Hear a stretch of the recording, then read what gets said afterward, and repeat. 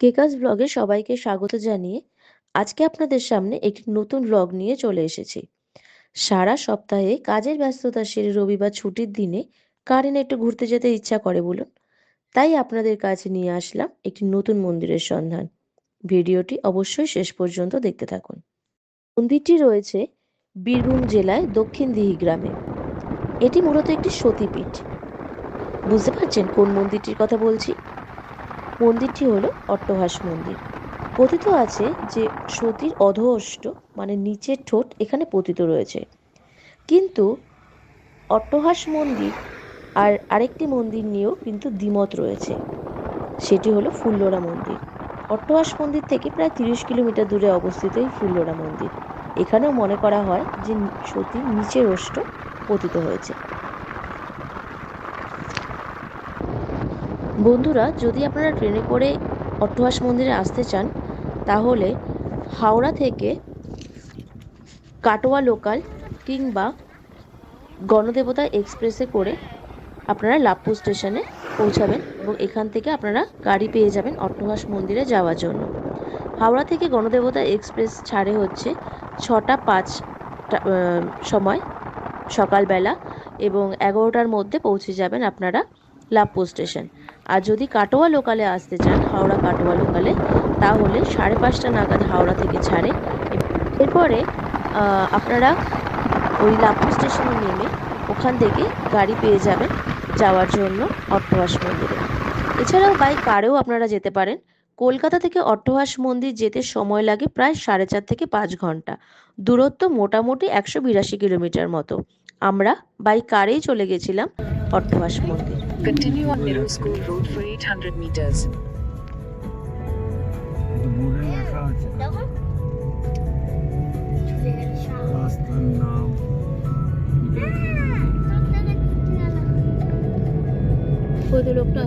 আস্তে আস্তে Google map ধরেই আসছিলাম, কিন্তু কিছুটা গ্রামের রাস্তায় ঢুকে আমরা ভ্রান্ত হয়ে গেছিলাম, ভ্রান্ত হয়ে গেছিলাম আর কি। আসলে রাস্তা বুঝতে পারছিলাম না কোন দিক থেকে যাব। গুগল ম্যাপের ভরসায় তো সঠিকভাবে যাওয়া যায় না সব সময়, আর বিশেষ করে গ্রামের রাস্তায়। তাই এই লোকটির কাছ থেকে আমরা জেনে নিলাম অট্টহাস মন্দিরে যাওয়ার রাস্তা। এখানে এই অতিথি নিবাসটি রয়েছে এবং আপনারা চাইলে এখানে রাত্রেবেলা থাকতেও পারেন। আমরা ওখানে দুপুরবেলা পৌঁছে কোথায় খাবো বুঝতে পারছিলাম না। বিশেষ করে তখন চারিদিকে কোনো খাবারের দোকান কিছুই ছিল না। তো আমরা ভাবতে ভাবতে হঠাৎই ওখানে জানতে পারলাম যে মন্দিরের ভেতরেই ভোগ খাওয়ার ব্যবস্থা রয়েছে। তো আমরা দেরি না করে চলে গেলাম ভোগ খাওয়ার ওখানে টিকিট কাটার জন্য, কুপন কাটার জন্য। তো ওখানে গিয়ে জানতে পারলাম যে দুপুর 1টার মধ্যে যদি আপনারা কুপন নিয়ে নেন তাহলে ওখানে ভোগের বন্দোবস্ত করে দেওয়া হয় এবং আমরাও সেখানে গিয়ে বেশ ভালো মতোই ভোগ প্রসাদ গ্রহণ করি।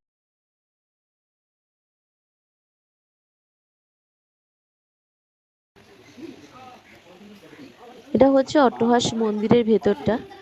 আর এখানে কিন্তু বেশ ভালোই লেগেছে, খুব শান্ত নিরিবিলি পরিবেশ। আপনারা একদিনের ছুটিতে অবশ্যই ঘুরে আসতে পারেন অট্টহাস মন্দির থেকে, আর এখানে পরিবার নিয়ে গেলে খুব ভালোই লাগবে।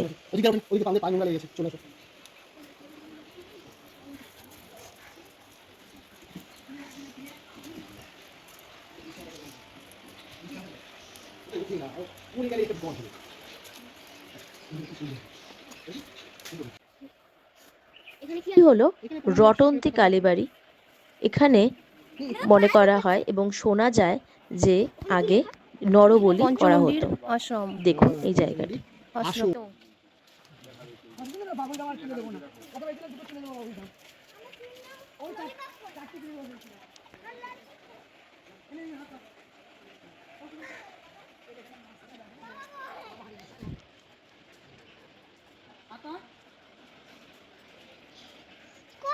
আরে বাবা, ওই তো বাবা বাবা।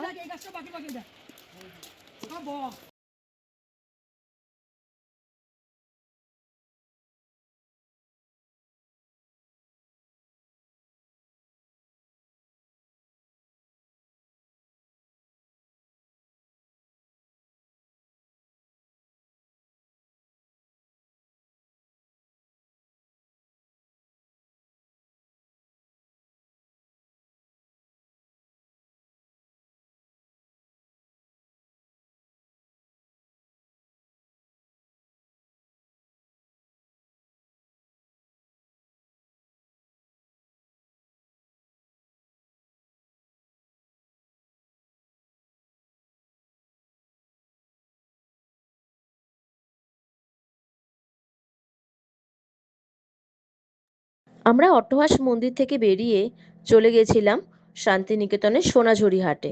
মোটামুটি আমাদের পৌঁছতে 5:30 6টার মতো হয়ে গেছিল। ওখানে সন্ধে নামলেই কিন্তু সমস্ত দোকান হাট উঠিয়ে নেওয়া হয়, কারণ ওখানে কোনো লাইটের বন্দোবস্ত নেই।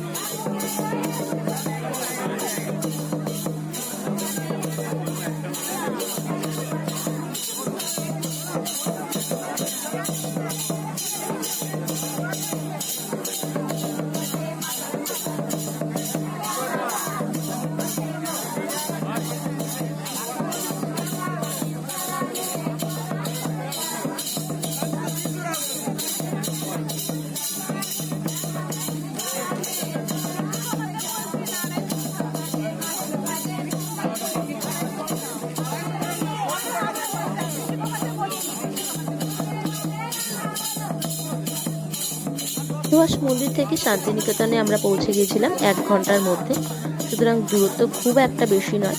তো আপনারা চাইলে ঘুরে আসতে পারেন সোনাঝুরি হাট থেকেও। অবশ্যই আসুন অট্টহাস মন্দিরে, দেখে যান সতীপীঠ। আর চ্যানেলটিকে অবশ্যই সাবস্ক্রাইব করে দেবেন এবং লাইক করবেন, আর কমেন্ট করে জানাবেন যে ভিডিওগুলো কেমন লাগছে। আপনাদের কমেন্ট না পেলে আমি বুঝতেও পারছি না যে ভিডিও কেমন হচ্ছে কি না হচ্ছে, আর কি কি জানতে চাইছেন, কি কি জানার আছে, সবটাই আমাকে শেয়ার করবেন।